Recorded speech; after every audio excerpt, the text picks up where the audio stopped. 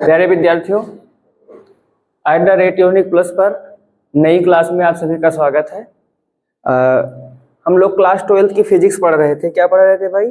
Class 12 की physics पढ़ रहे थे, जिसमें हमारा जो है चैप्टर नंबर 7 चल रहा है। ये एक बड़ा चैप्टर था।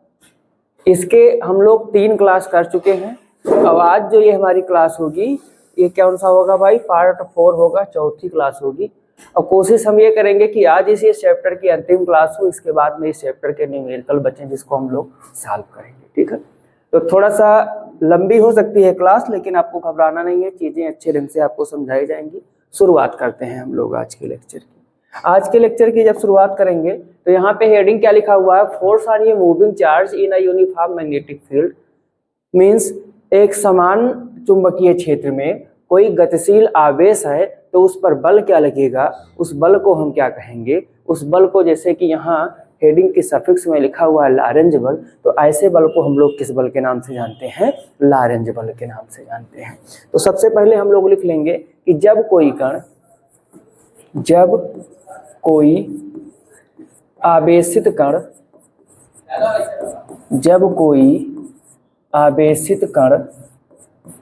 एक समान चुंबकीय क्षेत्र में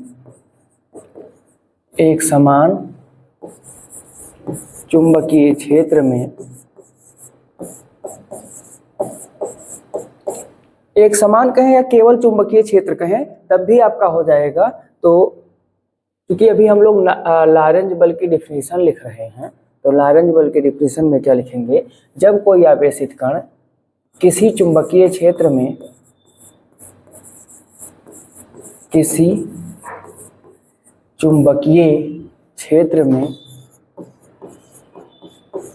गति करता है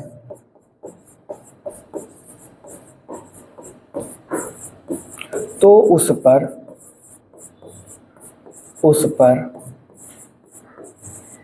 एक बल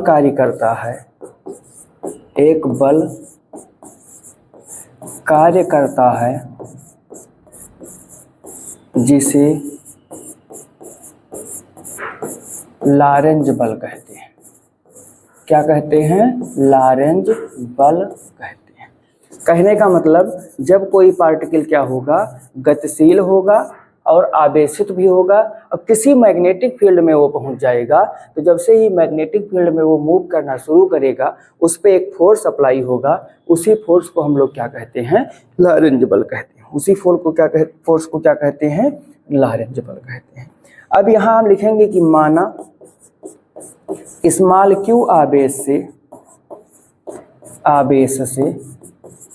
आवेशित कोई कण एक समान चुंबकीय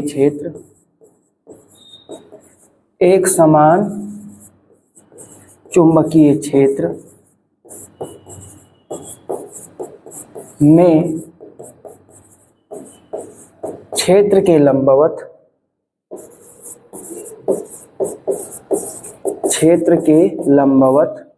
स्मॉल b वेग से गति करता है तो उस पर लगने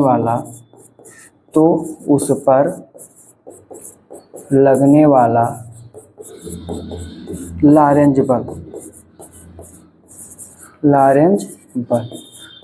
ध्यान से देखिएगा, हमसे क्या कहा गया कि जो हमारा आवेशित कण है उस पर चार्ज कितना है? स्मॉल q है। क्या कहा गया भाई? जो हमारा आवेशित कण है उस पर चार्ज q है। जो हमारा चुंबकीय क्षेत्र है, एक समान चुंबकीय क्षेत्र, यहाँ पे हम लोग लिख लेंगे b। तो एक समान चुंबकीय क्षेत्र b में क्षेत्र के दिशा से क्या? लंबवत और स्मॉल b वेग से गति कर रहा है, उस पर लगने वाला बल। तो ये जो a वाला फिगर बना हुआ, इसका अगर हम इसको 2 पार्टों में बांट लें तो ये देखिए, ये हमारा क्या हो गया भैया? x, y और z एक्सिस है। एक x एक्सिस पे मैग्नेटिक फील्ड की डायरेक्शन है, और इस मैग्नेटिक फील्ड से ये क्या कर रहा है? 90 डिग्री का कोण बनाते हुए मूव कर रहा है। इस पर जो फोर्स लगेगा वो भी 90 डिग्री पर होगा। कैसे उसकी दिशा निकालेंगे, अभी इसके बाद वाले में हम लोग इसके बाद वाली हेडिंग में देखने का वो भी प्रयास करेंगे। तो इस सिचुएशन में होगा क्या कि यहाँ पर जो लगने वाला बल होगा, यहाँ पर जो लगने वाला बल होगा वो एफ इज इक्वल टू क्या हो जाएगा, तो ये हो जाएगा F is equal to Q B P. इसी को कहते हैं लैरेंजिबल। इसी को क्या कहते हैं, लैरेंजिबल। इसको मान लेंगे इक्वेशन 1 और फिर लिखेंगे कि यदि कण क्षेत्र की दिशा से थीटा कोण पर गतिमान हो, किस कोण पर, थीटा कोण पर गतिमान हो,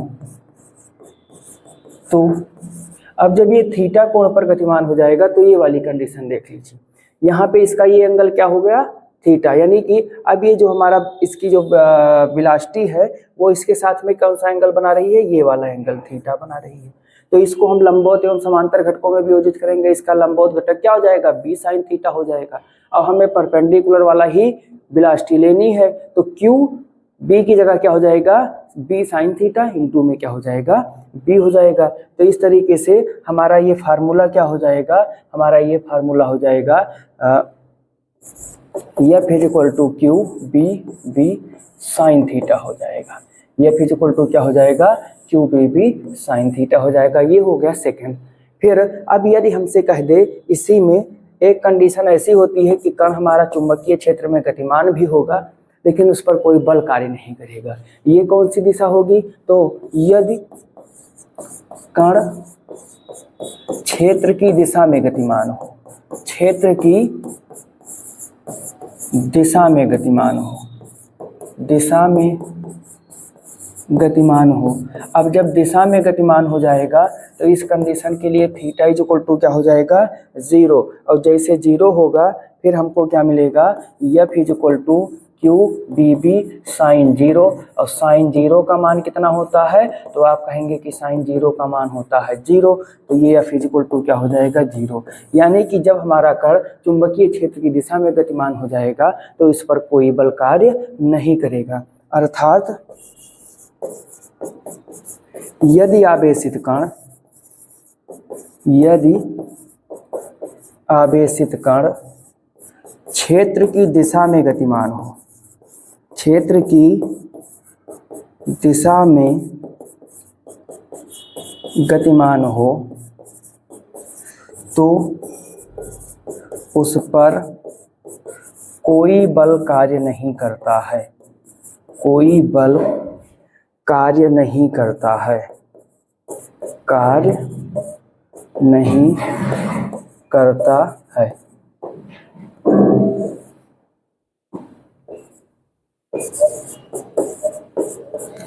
ध्यान दीजिएगा, जब हमारा जैसे कभी कभी क्वेश्चन आ जाता है कि किस सिचुएशन में जो मैग्नेटिक फील्ड में अगर कोई कण हमारा कोई आवेशित चार्ज क्या रहा है, मूव कर रहा है, यहाँ पे आवेशित कण होगा, कौन सा कण, आवेशित कण, ठीक है। तो यहाँ पर भी क्या होगा, आवेशित होगा, यानी आवेशित कण मूव कर रहा हो तो उस पर बल कब नहीं लगेगा, जब वो क्षेत्र की दिशा में गति कर रहा हो।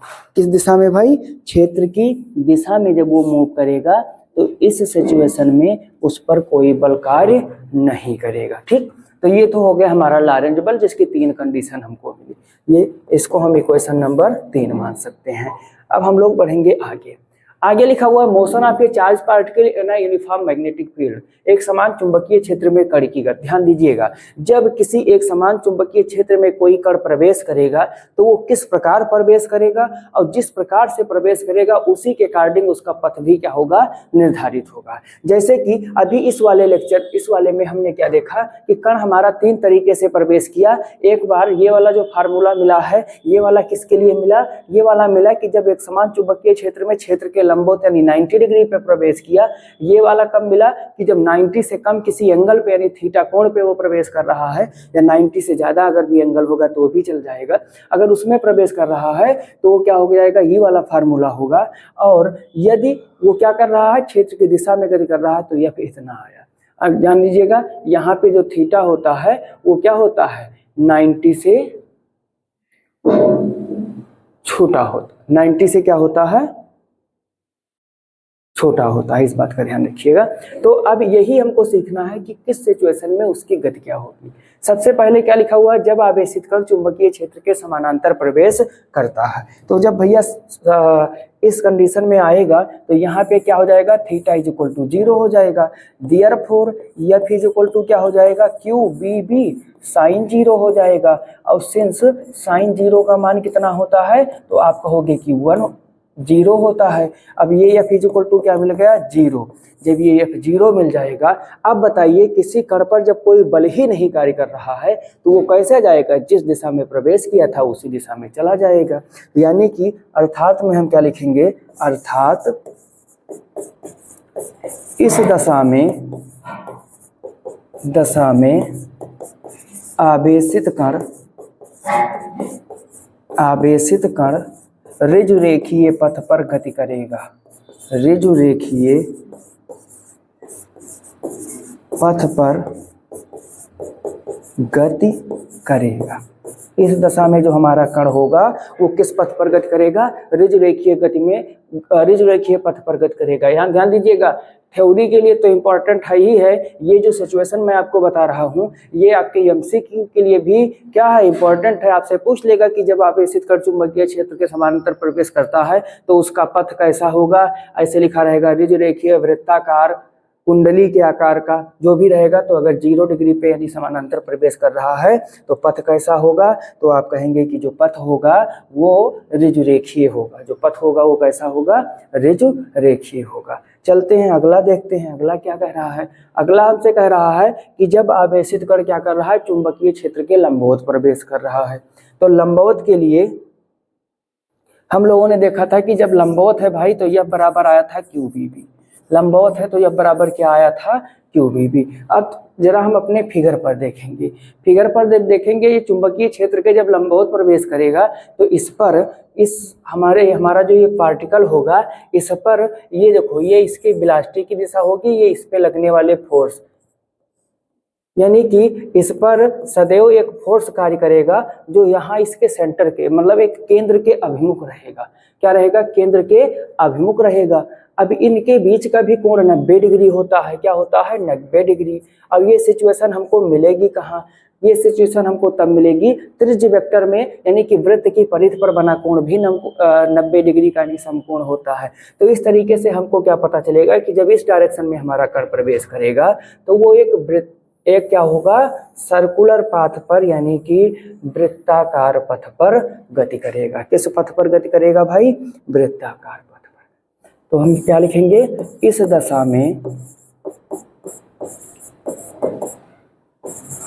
आवेशित कण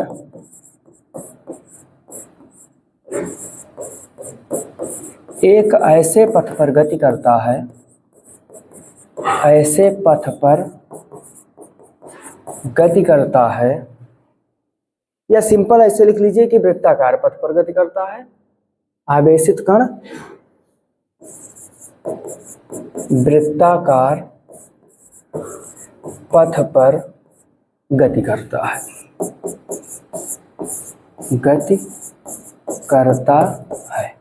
अब ध्यान दीजिए भाई, जब ये वृत्ताकार पथ पर गति कर रहा है तो यहाँ पे इस वृत्ताकार पथ की त्रिज्या क्या होगी, एक राउंड पूरा करने के लिए आवर्त काल क्या लगेगा, इन सब की भी गणना करनी पड़ेगी। और इस यहाँ पे जो फार्मूला लिखा जाएगा, इस फार्मूले से रिलेटेड कोई एक क्वेश्चन आपके पेपर में भी आएगा। तो चलो भाई मान लेते हैं कि माना कण के वृत्ताकार पथ की त्रिज्या, वृत्ताकार पथ की त्रिज्या स्मॉल r व कण का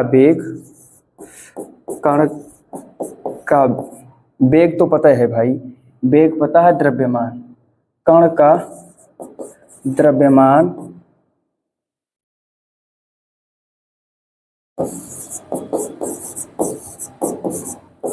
स्मॉल m है।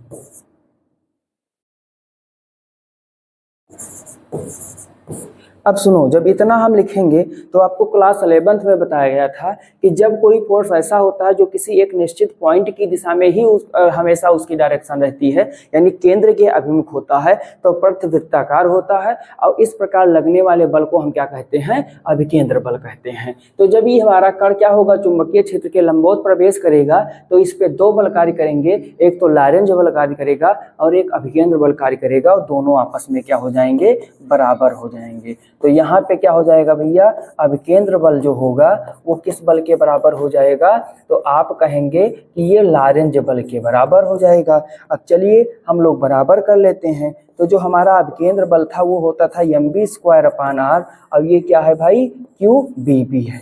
इस b से इसका ये स्क्वायर कट जाएगा, तो यहाँ से स्मॉल r इक्वल टू क्या मिलेगा, स्मॉल r इक्वल टू मिलेगा हमको QB अपान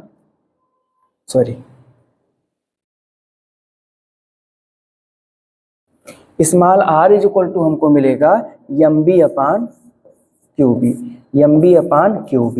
ये एक फार्मूला हमको मिल गया, वृत्तीय पथ की त्रिज्या मिल गई। क्या मिल गई भाई, वृत्तीय पथ की त्रिज्या मिल गई। अब और कुछ कैलकुलेशन करेंगे, तो यहीं से अगर हम आवर्तकाल निकालें, क्या निकालें, आवर्तकाल, तो वृत्तीय पथ के लिए जो हमारा आवर्तकाल होता है, ध्यान दीजिएगा, t बराबर क्या हो जाएगा, टोटल पथ की लंबाई और बटे इसकी स्पीड। तो जो टोटल पथ की लंबाई होगी वो क्या हो जाएगी, 2πr हो जाएगी, और अपान में क्या हो जाएगा, b हो जाएगा। क्या हो जाएगा, b। r की वैल्यू हम ये रख दें, तो r की वैल्यू जब ये रखेंगे तो 2π, अब r की जगह क्या हो गया, mb अपान QB, और बटे में भी b था, तो इस b से ये वाला b कैंसिल, तो t बराबर क्या हो जाएगा, t बराबर हो जाएगा 2πm अपान QB।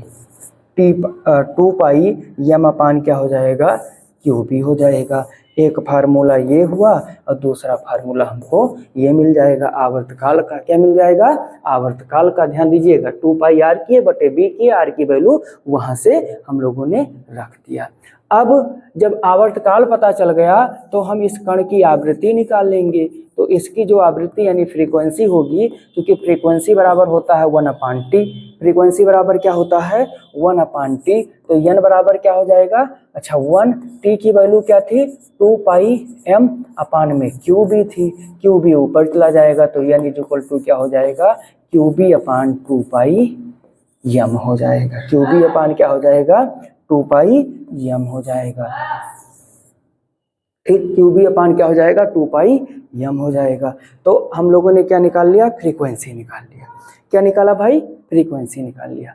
अच्छा चलते हैं कुछ और कैलकुलेशन कर लेते हैं। कुछ और क्या कैलकुलेशन करते हैं, जैसे हमको r बराबर क्या मिला है भाई, r बराबर हमको मिला है mb अपान QB। क्या मिला है, mb अपान QB मिला है। अब यदि इस r को हम किसी और के टर्म में लिखना चाहें तो हम क्या जानते हैं कि कण की गतिज ऊर्जा क्या होगी, कण की गतिज ऊर्जा। तो गतिज ऊर्जा क्या होगी भाई, गतिज ऊर्जा कोई भी कण है k इक्वल टू क्या हो जाएगा, हाफ mv² हो जाएगा। क्या हो जाएगा, हाफ mv²। यहाँ से हम करें तो 2 के बराबर क्या हो गया, mv² हो गया। क्या हो गया, 2 के बराबर क्या हो गया, mv²। अगर हम m से इसमें भी गुणा कर दें और m से यहाँ भी गुणा कर दें तो ये हो गया 2mk इक्वल टू हो गया m²v²। क्या हो गया भैया, m²v²। m से हमने दोनों पक्षों में गुणा कर दिया तो ये हो गया m²v²। अब यहाँ से अगर हम mb की वैल्यू निकालें तो ये हो गया √2mk। क्या हो गया भैया, √2mk। और देखो mb यहाँ पे है तो हम √2mk रख सकते हैं। तो ये r बराबर हमको क्या मिल जाएगा, √2mk अपान में QB, अपान में Q। और ये जो बॉय वाला b होगा, ध्यान रखिएगा बॉय वाला b और मैन वाले b में डिफरेंस आपको रखना है। अगर आप डिफरेंस नहीं रखेंगे तो आपका आंसर क्या हो जाएगा, गलत आ जाएगा।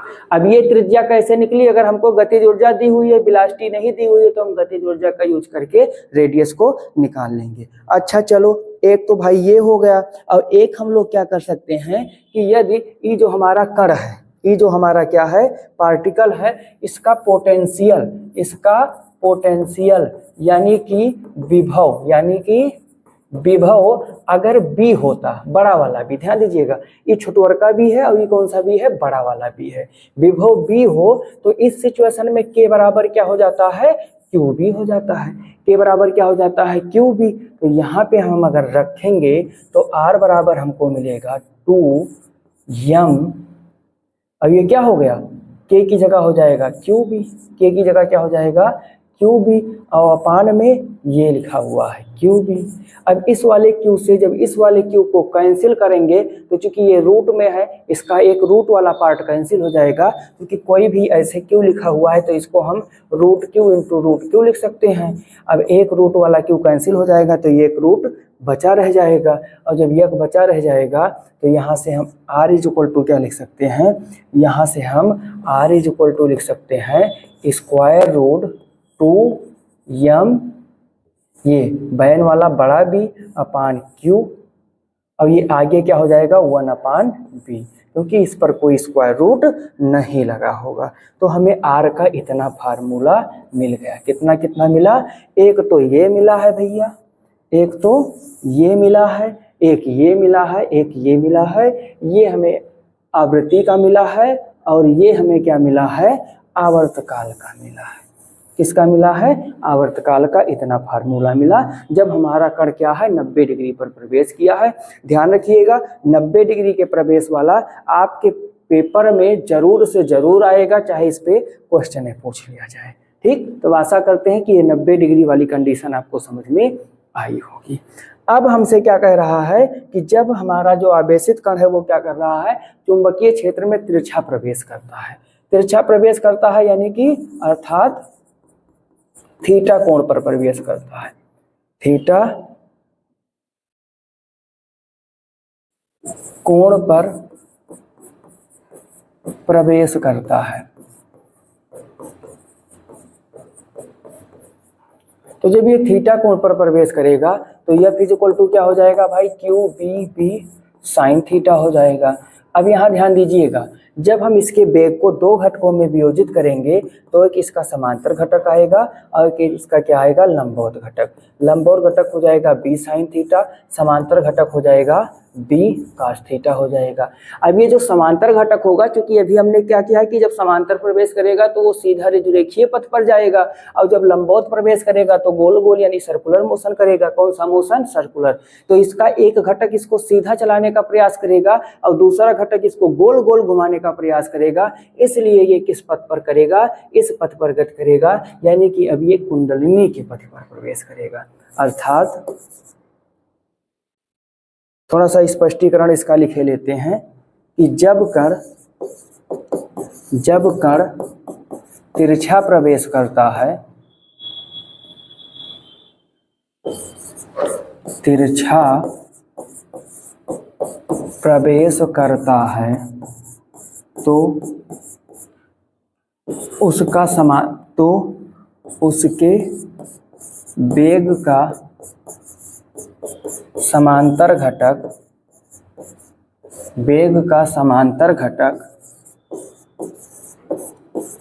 उसे ऋजुरेखीय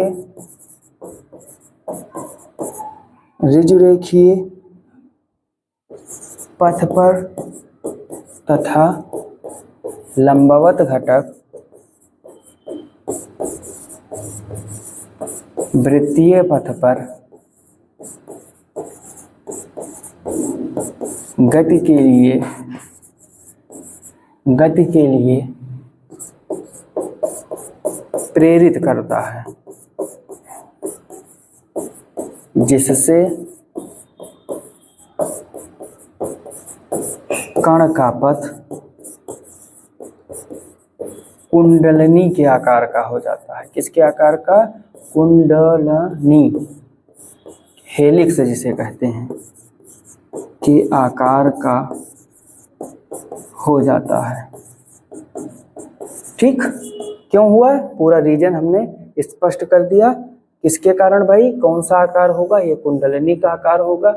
ये जो आकार होगा कौन सा आकार होगा, कुंडलनी के आकार का होगा, और इसी को अंग्रेजी में हेलिक्स कहते हैं।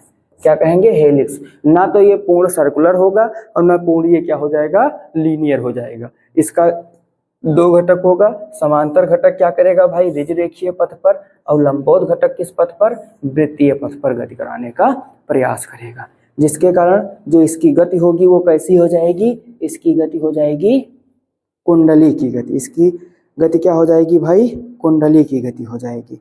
ठीक है, चलो आगे देखते हैं अगला कौन सा पॉइंट है। अगला पॉइंट है आवेशित कण की गति पर चुंबकीय एवं वैद्युत क्षेत्र का संयुक्त प्रभाव। तो संयुक्त प्रभाव में जरा देखते हैं कि इसमें क्या मिलेगा हम लोगों को। अब जब संयुक्त प्रभाव हो जाएगा आवेशित कण पर, तो मानते हैं कि माना कोई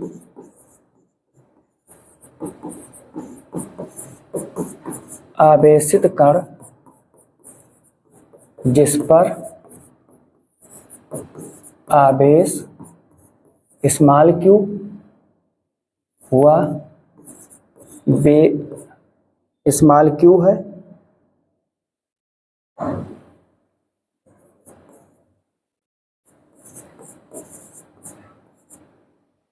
एक समान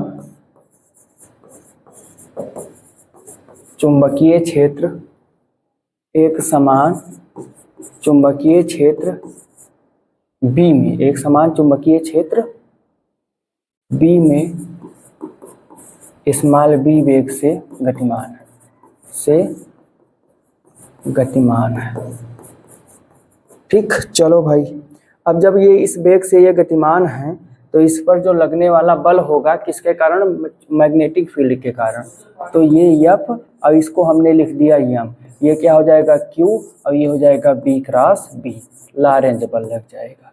अच्छा, अगर यही कण हमारा जब चूंकि गतिमान है, इस पर चार्ज भी है, तो इलेक्ट्रिक फील्ड तो होगा ही होगा, ऑब्वियसली है। ठीक है, तो यहाँ पे क्या हम लिखेंगे,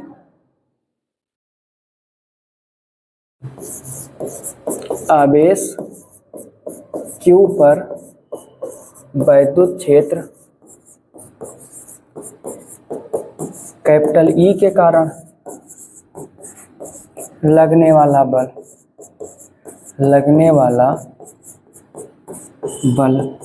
अब इसके कारण जो लगने वाला बल होगा वो क्या हो जाएगा, तो ये हो जाएगा Fe हो जाएगा, क्या हो जाएगा, Fe हो जाएगा, और ये हो जाएगा Q इंटू E।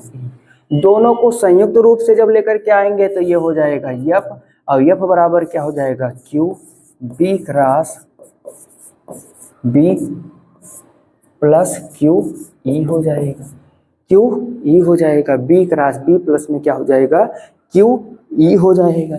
ठीक, ये हो गया संयुक्त प्रभाव। ये क्या हो गया, संयुक्त प्रभाव हो गया।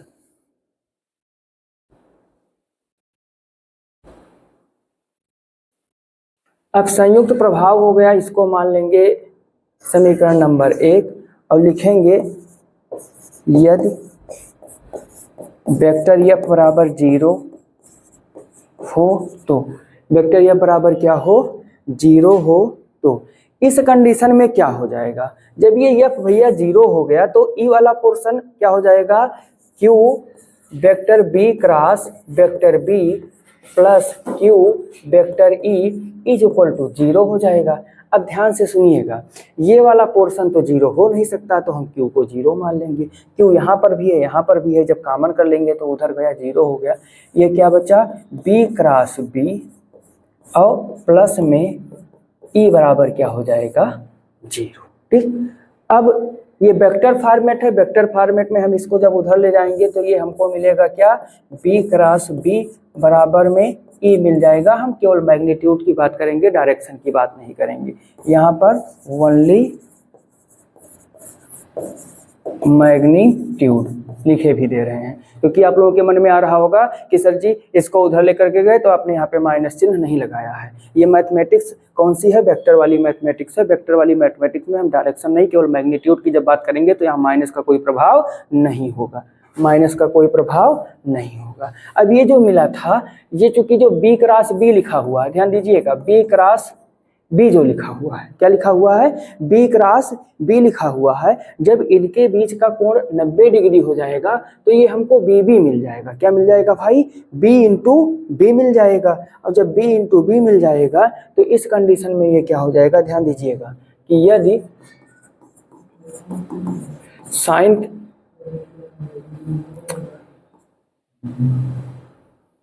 यदि थीटा बराबर 90 हो तो, अरे ये यही तो होता है, बी बी साइन 90 होगा, होगा कि नहीं होगा। अगर वैसे सिंपल क्लास 11th के वेक्टर एनालिसिस से देखें तो दो वेक्टरों का क्रॉस मल्टीपल उनके मैग्नीट्यूड और साइन के कोण के बराबर होता है, तो theta is equal to 90 degree हो गया तो ये क्या हो जाएगा, हमको बी बी मिल जाएगा। अब बी बी बराबर हमको क्या मिल गया, ई। केवल हम क्या बात किए, मैग्नीट्यूड। किसकी बात किए भाई, मैग्नीट्यूड की बात किए।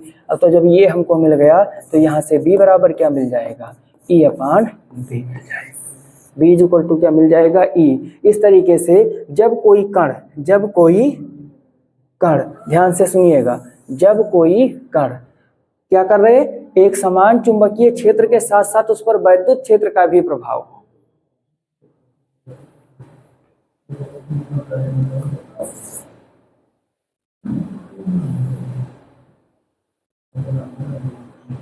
बी इज इक्वल टू क्या हो जाएगा भाई, ई अपान ये बॉय वाला बी होगा।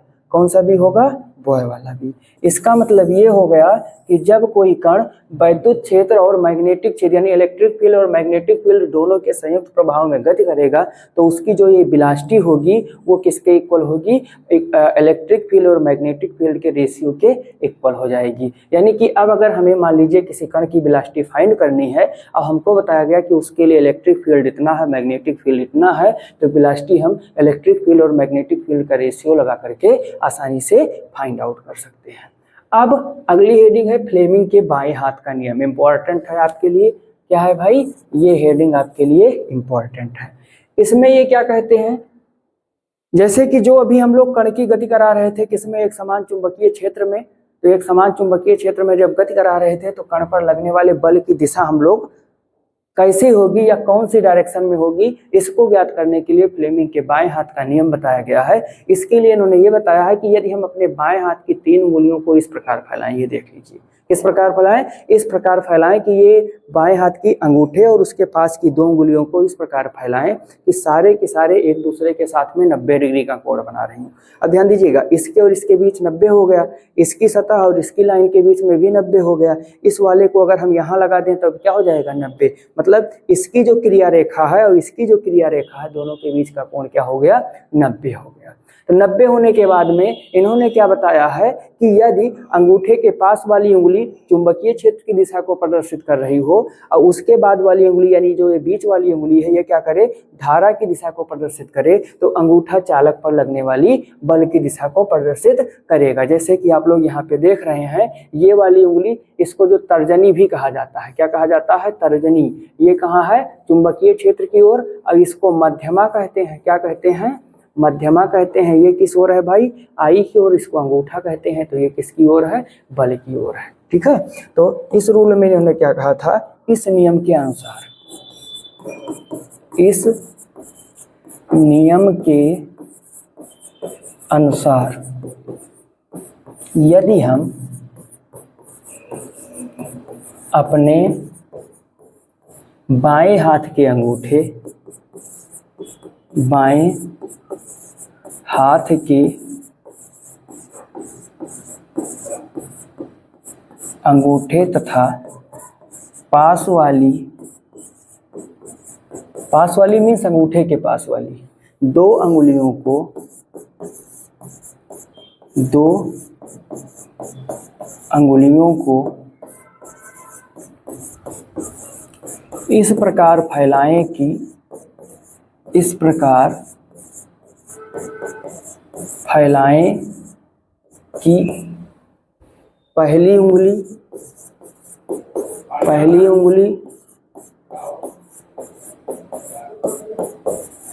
बी की ओर, दूसरी आई की ओर हो तो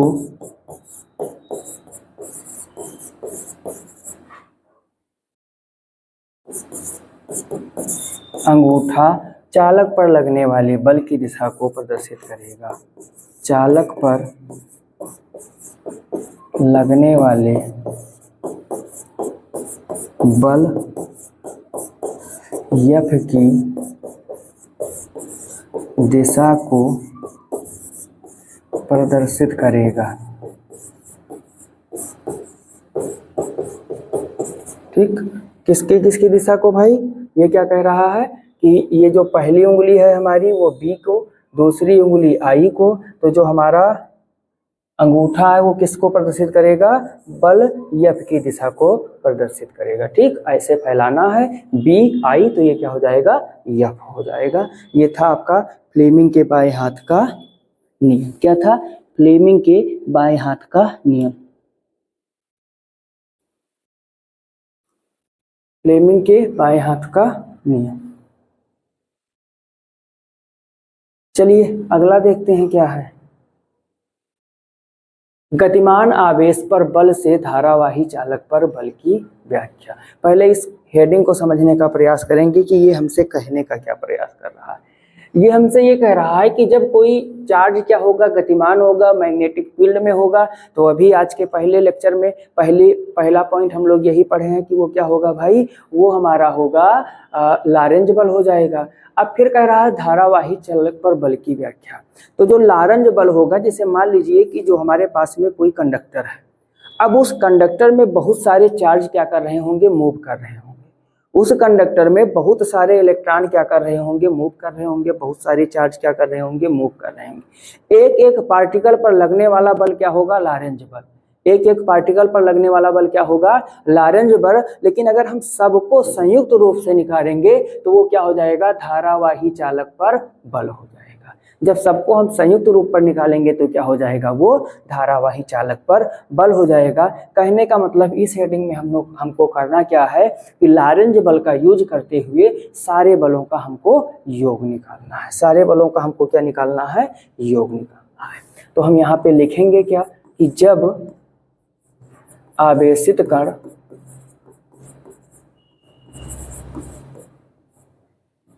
किसी चुंबकीय क्षेत्र में गति करता है, चुंबकीय क्षेत्र में गति करता है, तो उस पर लॉरेंज बल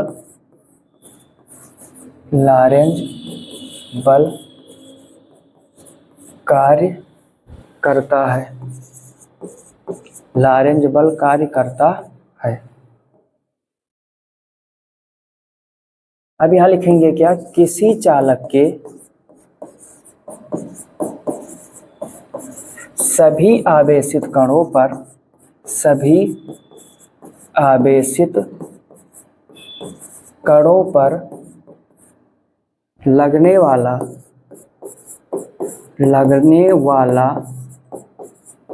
कुल लॉरेंज बल धारावाही चालक पर बल कहलाता है। ठीक, तो हमको क्या करना है? लॉरेंज बल का यूज करते हुए धारावाही चालक पर कुल बल निकालना है। इसके लिए हम मानेंगे कि माना कोई, क्या मानेंगे? अब कोई चालक मान लेंगे। क्या करेंगे भाई? मान लेंगे कि माना कोई धारावाही चालक है। माना कोई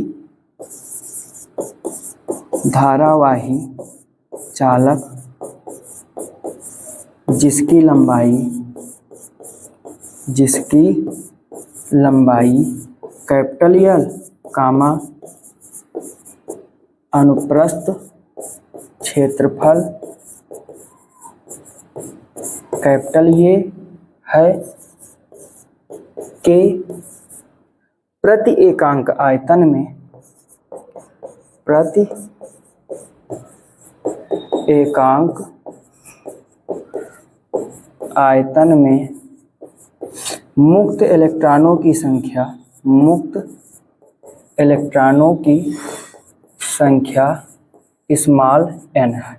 मुक्त इलेक्ट्रॉनों की संख्या क्या हो गई, स्मॉल n हो गई। ठीक है, अब आगे क्या देखेंगे भाई,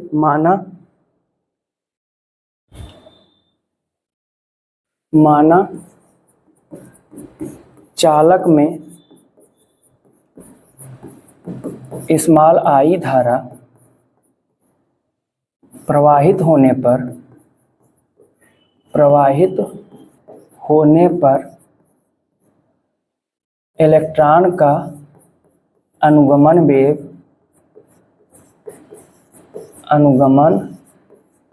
वेग BD है। क्या है, B सफिक्स में D है। तो जब ये BD हो गया तो यहाँ से अनुगमन वेग और धारा वाला जो संबंध है वो हम लगा देंगे, यानी EA/BD हो जाएगा। जहाँ फार्मूला लिखे थे पहली बार जब ये फार्मूला हमारी नज़र में आया था, इसको इक्वेशन 1 मानेंगे, वहाँ कैपिटल N हम लोग लिखे हुए थे। क्यों लिखे थे, क्योंकि हम लोगों ने थ्योरी में भी माना था कि माना प्रति एकांक आयतन में उपस्थित मुक्त इलेक्ट्रॉनों की संख्या स्मॉल n। चलो इतना लिख करके ऐसे छोड़ देते हैं, और छोड़ने के बाद लिखते हैं क्या कि यदि चालक का कोई इलेक्ट्रॉन एक समान चुंबकीय क्षेत्र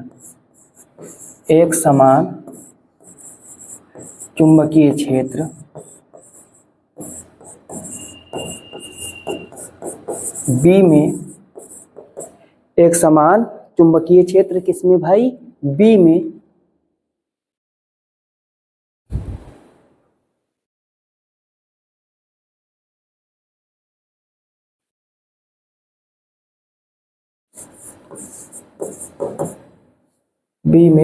क्षेत्र की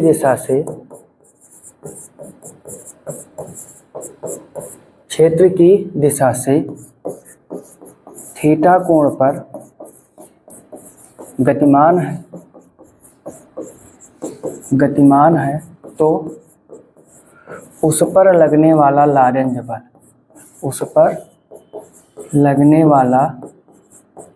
लारेंज बल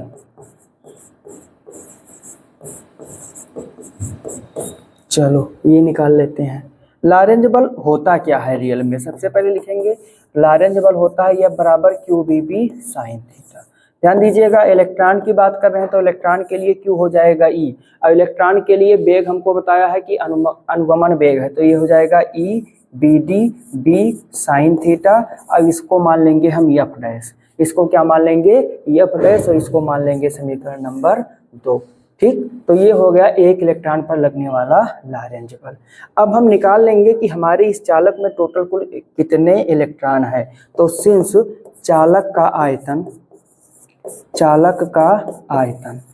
अब ये चालक का आयतन क्या होगा, तो जो चालक का आयतन होगा वो क्या हो जाएगा, इसकी ये जो लंबाई है, ये जो हमारा ये क्या है चालक है, इसकी लंबाई L है, और इसका जो ये वाला क्षेत्रफल है कैपिटल ये है, तो इसका मल्टीपल करवा देंगे तो हमें इसका आयतन मिल जाएगा। तो चालक का हमारे आयतन क्या हो जाएगा, चालक का आयतन इज इक्वल टू होगा AL। अतः AL आयतन में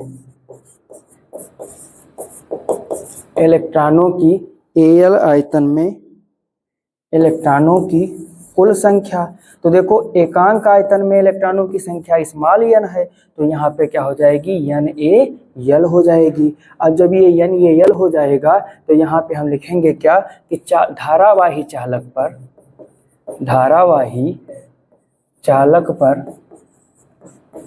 लगने वाला कुल बल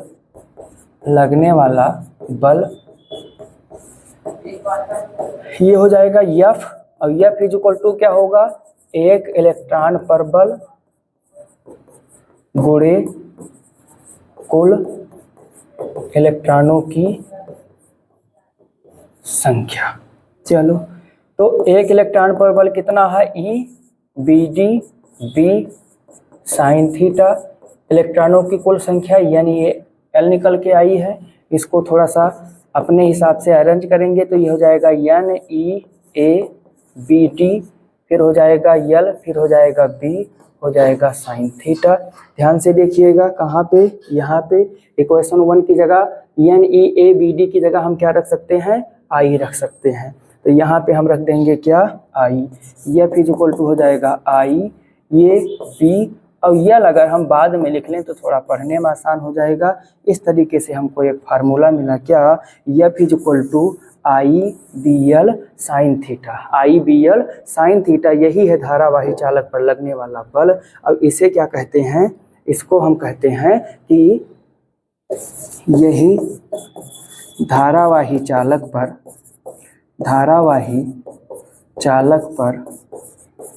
लगने वाले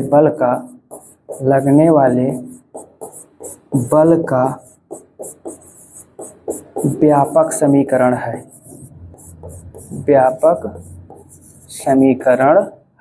ये कौन सा समीकरण है, व्यापक समीकरण है। ठीक, इसी से सारे समीकरण हम लोग क्या कर सकते हैं, डिराइव कर सकते हैं। अब इनकी जो स्पेशल कंडीशन होगी उसको आप लोग समझ लीजिएगा। थीटा का मान 0 रखोगे तो एफ 0 हो जाएगा, 90 रखोगे तो F is equal to I B L हो जाएगा। इसको आप आसानी से कर सकते हो। अब हम लोग बढ़ेंगे कहाँ, चैप्टर के लास्ट पॉइंट पर। दो समानांतर धारावाही तारों के बीच बल, एम्पियर की परिभाषा।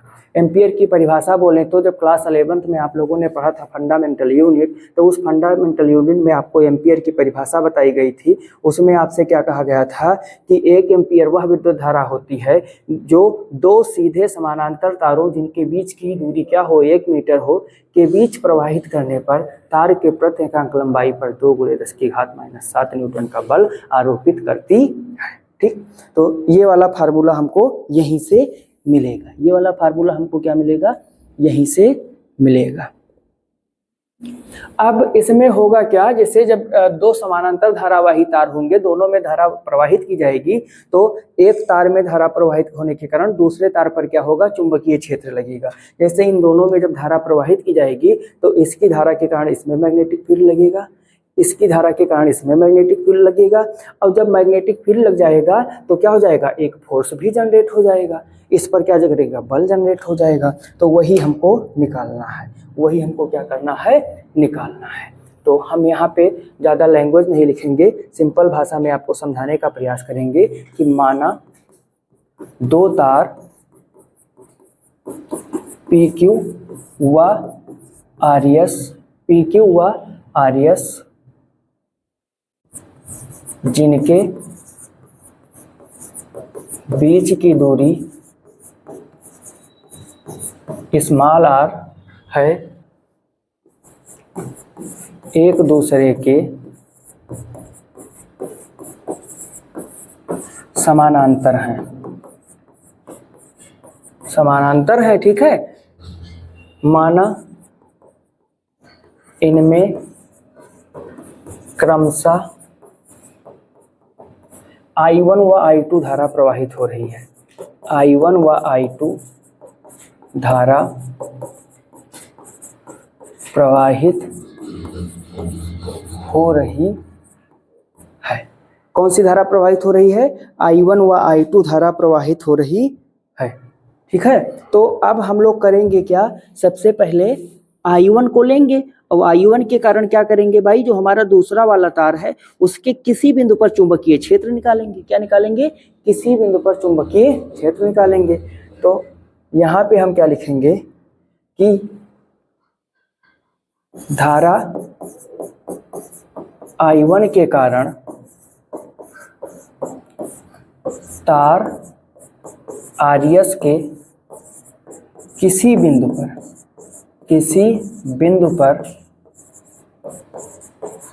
चुंबकीय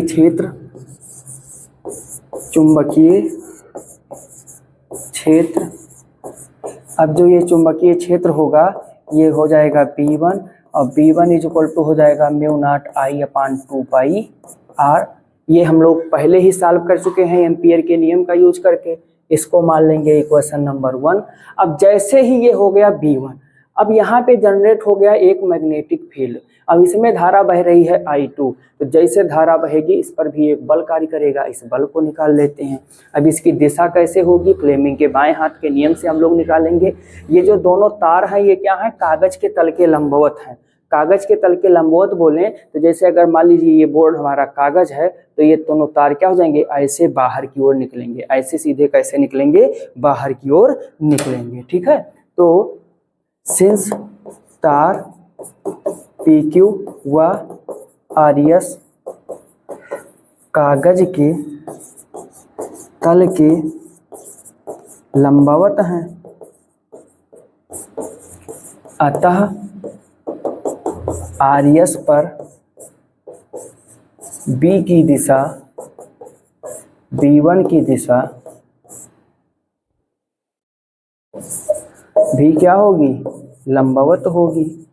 यानी कि B1 और I2 के बीच का जो एंगल होगा वो भी क्या हो जाएगा, 90 डिग्री हो जाएगा। अब जब ये 90 डिग्री हो जाएगा तो क्या हो जाएगा, B1 के कारण तार RS की कैपिटल L लंबाई पर लगने वाला बल ये कौन सा बल हो जाएगा, जो अभी हम लोगों ने व्यापक समीकरण निकाला है, ये हो जाएगा F। इसमें I आता है तो यहाँ पे धारा है I2, उसके बाद में क्या आता है, B आता है तो ये हो जाएगा B1, उसके बाद में क्या, इसकी लंबाई L, I2 B1 L sine theta होता है। क्या होता है, साइन थीटा होता है। तो यहाँ पे जो साइन थीटा, चूंकि हम उसको पहले ही क्या मान चुके हैं, 90 डिग्री मान चुके हैं, तो ये क्या हो जाएगा, साइन 90 हो जाएगा। अब ध्यान से देखिएगा, यहाँ पे B1 हमारा क्या निकला था, म्यू नॉट I1 निकला था अपान 2πr, तो इसको हम उठा करके यहाँ पे रख देंगे। 90 का मान 1 हो जाएगा तो F इज इक्वल टू हो जाएगा I2, ये हो गया म्यू नॉट अपान 2πr। अब ये क्या हो जाएगा, I1 हो जाएगा, अपान में क्या हो गया L, साइन 90 का मान 1 हो गया। इसको थोड़ा अच्छे ढंग से लिख दें तो ये हो गया म्यू नॉट अपान 2π I1 I2 R, अब इनटू में क्या हो गया L, इनटू में क्या हो गया L। ये हो गया दो सीधे समानांतर धारावाही तारों पर लगने वाला बल। अब यदि हमसे कोई कहे कि तार की प्रति एकांक लंबाई पर बल क्या होगा, तो तार की प्रति एकांक लंबाई पर बल, मतलब कि लंबाई वाले फैक्टर को फोर्स के साथ में लेकर के चले जाएंगे तो ये हो जाएगा F upon L is equal to हो जाएगा म्यू नॉट अपान 2π I1 I2 अपान में R। यहाँ भैया स्क्वायर लग गया था, इसको थोड़ा सही कर लीजिए। ठीक, ये हो जाएगा।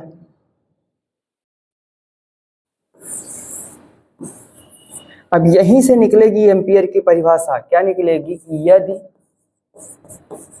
I1 बराबर I2 बराबर क्या हो, 1 एम्पियर हो, और R बराबर क्या हो, 1 मीटर हो, R बराबर 1 मीटर हो, तो इस कंडीशन में हमको क्या मिलेगा, F बटे L। देखो ई सब हो गया 1, ई सब क्या हो गया 1, बचा क्या म्यू नॉट अपान 2π। म्यू नॉट की वैल्यू होती है 4π इंटू 10⁻⁷। अब ये हो गया 2π, 2π से ये कटा हो गया 2। F बटे L बराबर क्या हो गया, 2 × 10⁻⁷ न्यूटन प्रति मीटर। न्यूटन प्रति क्या हो जाएगा, मीटर। तो यहीं से हमको मिलती है एम्पियर की परिभाषा कि 1 एम्पियर वह विद्युत धारा होती है जो दो सीधे समानांतर तारों जिनके बीच की दूरी क्या हो, 1 मीटर हो, में प्रवाहित करने पर तार के प्रति एकांक लंबाई पर 2 × 10⁻⁷ न्यूटन का बल आरोपित करती है। इसको आप लोग लिख लीजिएगा। परिभाषा आप लोग अपने आप से, एम्पियर की परिभाषा, किसकी परिभाषा भाई, एम्पियर की परिभाषा आप लोग अपने मन से लिखेंगे। ये HW है, परिभाषा आप लोगों को लिखनी है। ये क्या है, आज की क्लास में HW है। क्या लिखोगे कि 1 एम्पियर वह विद्युत धारा होती है जो दो सीधे समानांतर तारों में प्रवाहित करने पर तार की प्रति एकांक लंबाई पर 2 × 10⁻⁷ न्यूटन प्रति मीटर का बल लगाती है। आज की क्लास में इतना ही। इस चैप्टर की थ्योरी यहीं पे समाप्त होती है। अगली क्लास में इस चैप्टर के न्यूमेरिकल के साथ हम लोग फिर मिलेंगे।